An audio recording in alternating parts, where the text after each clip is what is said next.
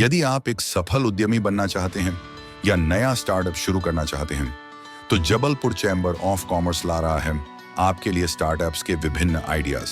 इन ideas को जानने के लिए हमारे चैनल को सब्सक्राइब करें। आज हम बात करने जा रहे हैं एक नए business idea vermi compost organic fertiliser बनाने के व्यवसाय की, जिसके जरिए आप काफी कम लागत में काफी ज्यादा पैसा कमा सकते हैं। वर्मी कंपोस्ट ऑर्गेनिक फर्टिलाइजर बनाने का व्यवसाय शुरू करें। भारत में हरित क्रांति की शुरुआत को आधी सदी बीत चुकी है, जिसके चलते भारत अपनी जनसंख्या के मुताबिक अनाज के मामले में न केवल आत्मनिर्भर बन चुका है, बल्कि अनेक देशों में उसके कृषि उत्पाद निर्यात हो रहे हैं। बावजूद इसके हरित क्रांति में अंधाधुंध तरीके से रासायनिक खाद और कीटनाशक के उपयोग ने मिट्टी के स्वास्थ्य पर विपरीत असर डाले हैं। रासायनिक खाद की वजह से बंजर होती जा रही जमीनों की समस्या के निदान के तौर पर जैविक खेती की ओर लौटने की सलाह दी जा रही है। रासायनिक खाद के आयात से देश पर पड़ने वाला बोझ भी एक गंभीर समस्या है, जिसके चलते अनेक किसान जैविक खेती की ओर लौटने लगे हैं। ऐसे में वर्मी कंपोस्ट जैविक खाद का व्यवसाय काफी स्कोप वाला व्यवसाय है।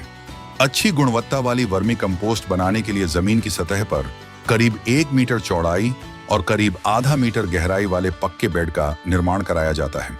बेड की लंबाई इस बात पर निर्भर करती है कि आप किस स्तर पर वर्मी कंपोस्ट बनाना चाहते हैं। व्यावसायिक तौर पर लोग इन बेड्स की लंबाई अपने प्लांट में मौजूद शेड के बराबर रखते हैं। वर्मी कंपोस्ट बनाने के लिए प्लांट का छायादार होना जरूरी होता है, साथ ही पर्याप्त मात्रा में पानी की उपलब्धता जरूरी है। इन बेड्स पर कृषि अवशेष, कार्बनिक कचरा, भूसे के साथ गोबर की परतें बिछाई जाती हैं।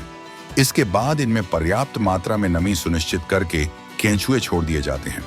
करीब 45 दिनों में ये केंचुए अपनी तादाद बढ़ाते हैं और कार्बनिक पदार्थों को खाकर जो वेस्ट छोड़ते हैं, ये वर्मी कंपोस्ट खाद रासायनिक खाद के मुकाबले कहीं अधिक नाइट्रोजन, फास्फोरस और पोटाश युक्त होती है, बल्कि इसमें अनेक सूक्ष्म पोषक तत्व भी पाए जाते हैं।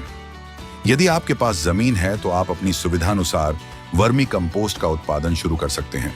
अपनी सुविधानुसार बेड्स के निर्माण के पश्चात ग्रीन नेट या फिर बांस और फूस से शेड का निर्माण किया जा सकता है। इसके अलावा विभिन्न संस्थान वर्मी कंपोस्ट के उत्पादन के लिए ट्रेनिंग दे रहे हैं। अच्छी प्रजाति के केंचुए भी आसानी से उपलब्ध हो जाते हैं। वहीं जैविक खेती की ओर बढ़ रहे रुझान के चलते वर्मी कंपोस्ट हाथों हाथ बिक रही है। सरकार द्वारा जैविक खेती को लगातार प्रोत्साहन दिए जाने के बावजूद अभी भी जैविक खेती करने वाले किसानों का प्रतिशत काफी कम है। मिट्टी की गिरती हुई उर्वरक क्षमता और लगातार कम हो रही उपज के चलते आज नहीं तो कल करीब हर किसान या तो जैविक खेती की ओर लौटने या फिर अपनी भूमि सुधार के लिए जैविक खाद का रुख करने मजबूर होगा।